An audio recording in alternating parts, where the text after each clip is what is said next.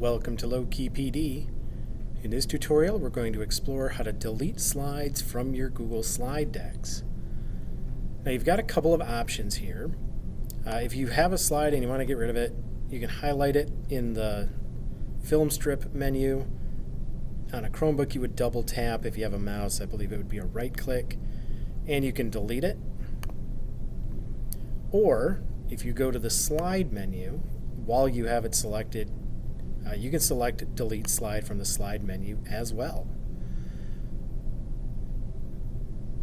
Now, if you're going to delete slides from a slide deck, make sure that you're not going to need that slide again.